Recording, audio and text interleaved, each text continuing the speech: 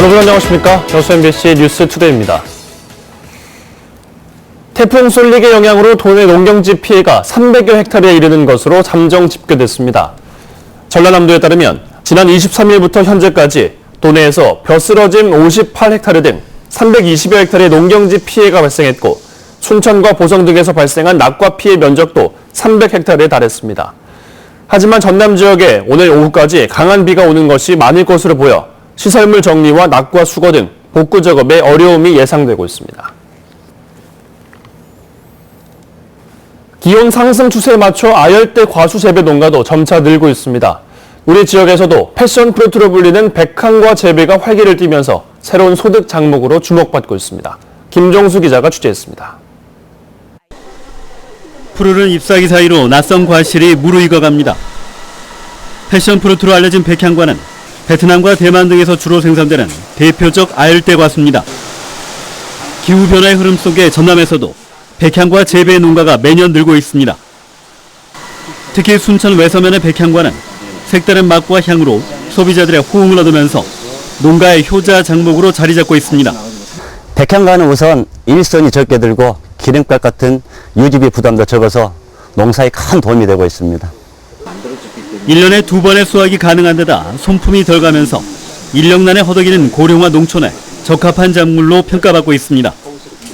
이처럼 도내 재배 환경이 점차 바뀌면서 아열대 과수에 대한 지자체별 대응도 속도를 내고 있습니다. 품종과 면적이 확대되고 귀농 가구의 대안 작목으로 인식돼 맞춤형 지원 대책도 추진되고 있습니다.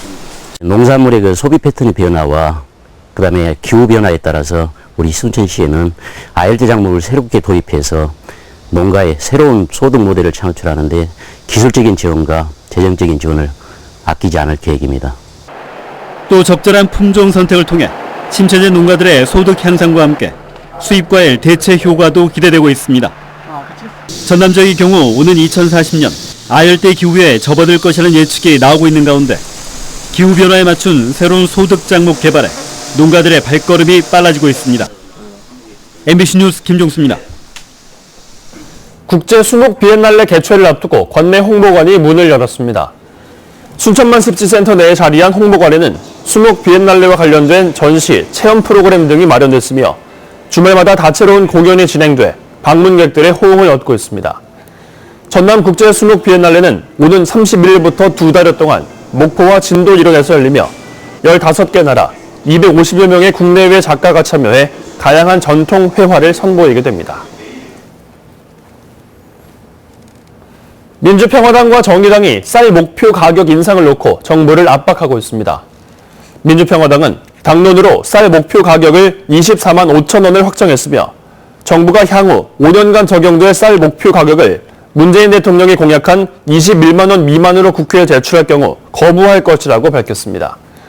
또 정의당 윤소화 원내대표는 수확기 이전에 쌀 목표 가격을 확정해야 한다며 쌀 농업의 공익적 기능과 가치를 조명하는 토론회를 오늘 국회에서 엽니다. 순천시가 청년들의 시정 참여를 유도하기 위해 청년활동 포인트제를 운영합니다. 순천시는 거주 지역에 상관없이 39세 이하 청년들이 시가 개최하는 다양한 활동에 참여한 뒤 적립을 신청하면 지역에서 사용이 가능한 현금성 포인트를 지급할 계획입니다. 순천시는 이를 위해 오는 11월까지 신청을 받기로 하고 청년들의 적극적인 참여를 당부했습니다.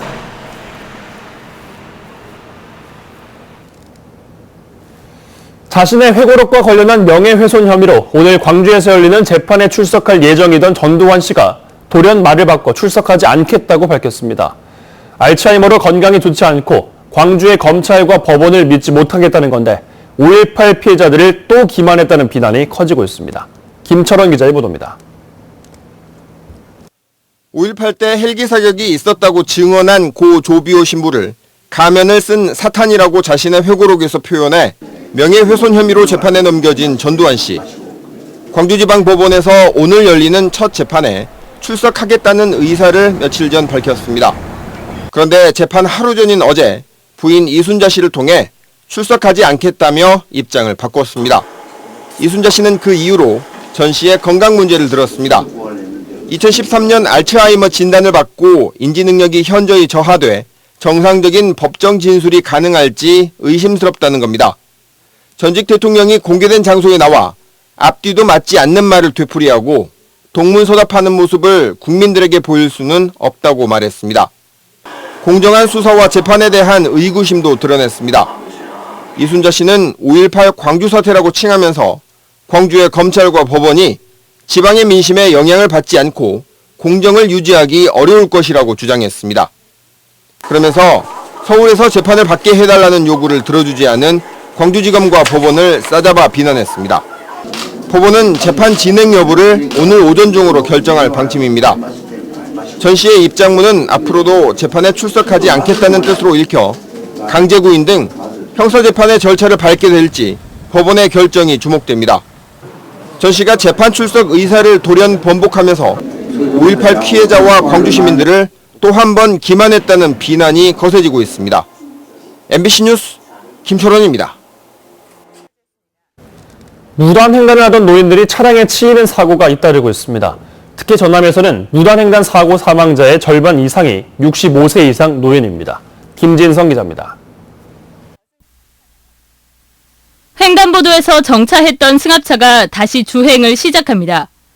30m가량 떨어진 도로 한가운데서 길을 건너려다 화물차에 치이는 70대 노인. 충격으로 튀어오른 노인은 승합차에도 잇따라 부딪히면서 결국 숨졌습니다. 경찰은 혈중 알코올 농도 0.078%로 음주운전을 하던 운전자 79살 김모 씨가 보행자를 미처 발견하지 못해 사고를 낸 것으로 보고 있습니다. 전혀 보지 못하고 추경했으니까요. 올 들어 전남에서 무단횡단 사고로 숨진 보행자는 11명. 이 가운데 8명이 65세 이상 노인으로 전체의 72%를 넘습니다. 최근 3년간 통계를 보면 더욱 심각합니다. 1,700여 건의 노인 무단횡단 사고가 발생해 모두 98명이 숨지고 520여 명이 다쳤습니다. 무단횡단 교통사고는 대부분 밤이나 비가 내리는 등 운전자들의 시야 확보가 어려운 때 발생하고 특히 노인들의 경우 큰 인명피해로 이어지고 있습니다. 노인분들의 교통법규 준수의식 부족에서 오는 사고와 인지 능력이 늦다 보니 노인분들의 사고가 다른 연령층에 비해서 증가하고 있는. 무단횡단을 하다 적발될 경우 최고 3만 원의 과태료가 부과되지만 단속 인력은 한계가 있고 실제 노인들에게 부과하기도 어려워 과태료만으로 무단횡단 사고를 막는 데는 역부족입니다. MBC 뉴스 김진성입니다. 순천시가 역량강화대학에 포함된 순천대학교 살리기에 나섰습니다.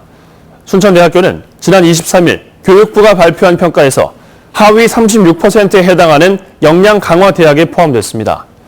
순천시는 이에 따라 순천시의회, 기업, 시민사회가 공동으로 순천대학교 경쟁력 강화 범시민 네트워크를 구성해 지역사회와 대학의 상생 협업 방안을 마련하겠다고 밝혔습니다. 또한 지역 인재 육성과 일자리 창출을 통한 대학 경쟁력 제고를 위해 지역 기업과의 협력을 강화하고 대학의 체질 개선도 도모하겠다고 덧붙였습니다.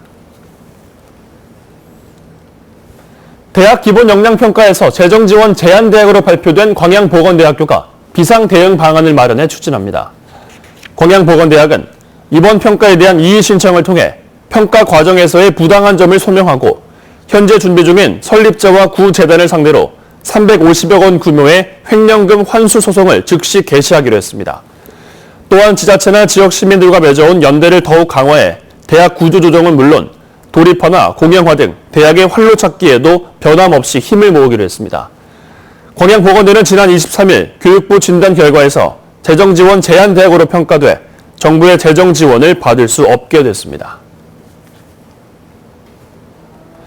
국내외 최초 김서식지로 알려진 광양시 태인동에서 제1회 태인문화제가 열립니다. 광양시 태인동은 다음 달 1일 태인동 배알도 수변공원에서 풍문달과 버스킹, 김재현 행사 등이 어우러진 제1회 태인문화제가 열린다고 밝혔습니다. 특히 이번 문화제는 김시식지로 알려진 광양의 전통 문화인 용지 큰 줄 다리기 공연이 펼쳐져 역사적 가치를 재조명하게 됩니다.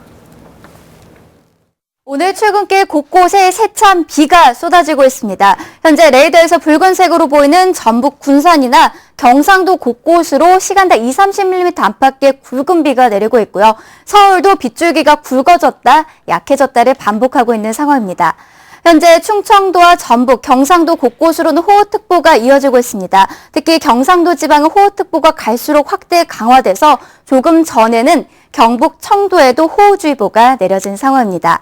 앞으로 예상되는 비양은 충청도 지방에 200mm 이상으로 이들 지역에 집중되겠고요. 강원 남부 지방과 경북 북부, 전북으로는 50에서 150mm가량의 많은 비가 내리겠습니다. 서울 등 그 밖의 내륙 지방으로도 30에서 80mm가량의 비가 내리겠고요. 좁은 지역에 국지적으로 강하게 쏟아질 수 있겠습니다. 그래도 중부 지방은 오늘 오후부터는 비가 소강 상태에 접어들 전망입니다. 현재 서울의 기온은 20.8도, 광주 24.6도, 창원은 25.8도 등으로 어제 아침과 비슷한 기온 분포를 보이고 있습니다. 한낮 기온은 서울이 29도, 광주 29도, 부산은 29도로 예상됩니다. 중부지방은 어제와 비슷하겠지만 남부지방은 어제보다 4도에서 6도가량 높겠습니다. 주 후반까지도 전국 곳곳으로는 강한 비가 내렸다 그치기를 반복할 전망입니다. 날씨였습니다.